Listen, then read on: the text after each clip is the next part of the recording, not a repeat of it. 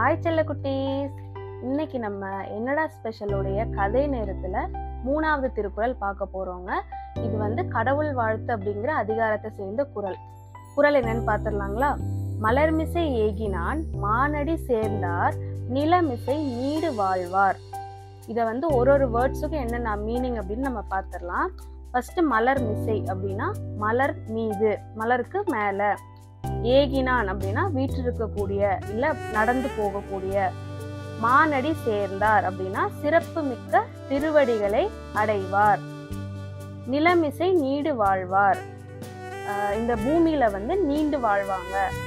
யார் அப்படின்னா கடவுளின் திருவடிகளை தொழுது அவர் கூறிய நல்வழியில் நடக்கிறவங்க இந்த உலகத்துல நீண்ட நாள் சிறப்போட வாழ்வாங்க அப்படிங்கிறது இந்த குறள்ல திருவள்ளுவர் நமக்கு சொல்லக்கூடிய விளக்கங்க. இது எளிமையான விளக்கம்.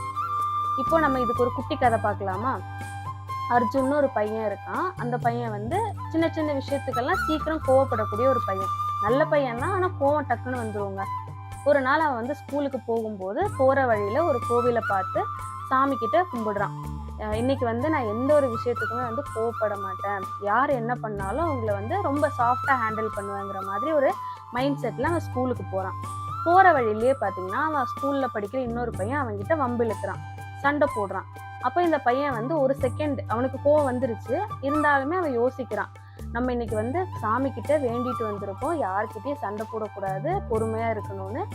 அப்படி அவன் யோசிச்சு அந்த சண்டை போட்ட பையன்கிட்ட போய், நீ செய்யறது ரொம்ப தப்பு, நம்ம படிக்கிறதுக்காக தான் ஸ்கூலுக்கு வரோம், சண்டை போடக்கூடாதுன்னு அவனுக்கு புரிய வைக்கிறான்.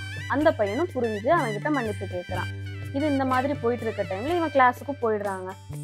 கிளாஸ்ல டெஸ்க் இருக்கும் இல்லையா, அந்த புக் வைக்கிற இடத்துல அவனோட பென்சில் பாக்ஸை வச்சிருக்கான். இன்னொரு பையன் என்ன பண்றான்னா வேணும்னே அவனோட பாக்ஸை கீழே தள்ளி விடுறான். நம்ம அர்ஜுனுக்கு மறுபடியும் கோவம் வந்துருச்சுங்க, என்ன பண்றதுன்னு தெரியல. ஆனா ஒரே ஒரு செகண்ட் கடவுள்கிட்ட வேண்டுனா இல்லையா, அந்த வேண்டுதலை அவன் நினைச்சு பாக்குறான். நான் இன்னைக்கு நல்வழியில நடப்பேன் அப்படின்னு உறுதி எடுத்துட்டு வந்திருக்கான். அதை யோசிச்சு பார்த்துட்டு சரி ஓகே நம்ம பொறுமையா இருக்கலாம்னு சொல்லி அந்த பையன் கிட்ட சொல்றான். இல்லடா நீ பண்ணது தப்புன்னு சொல்லும் போது அந்த பையனும் புரிஞ்சுக்கிறான். சரி ஓகே நம்ம பண்ணது தப்புதான் சொல்லி அவனும் மனசார மன்னிப்பு கேட்கிறான். இந்த மாதிரி நம்ம கடவுள் வழியில நடந்தோம் அப்படின்னாக்க எந்தவித பிரச்சனையும் வராம வாழ முடியும் அப்படின்னு திருவள்ளுவர் சொல்றாருங்க. சிம்பிளா சொல்லணும்னா மனசுல கடவுளை கோவில்ல போய் கும்பிடுறதோ இல்ல பிரார்த்திக்கிறதோ வேண்டுதல் கிடையாது. அவர் சொன்ன நல்ல வழியில நடந்து காமிக்கிறது தான் உண்மையான பக்தி அப்படின்னு திருவள்ளுவர் சொல்றாரு. இததான் நம்ம அர்ஜுனும் புரிஞ்சுக்கிட்டான். கண்டிப்பா உங்களுக்கும் புரிஞ்சிருக்கும் நான் நம்புறேன் குட்டீஸ். மீண்டும் இன்னொரு குறள்ல உங்களை சந்திக்கிறேன். பாய்.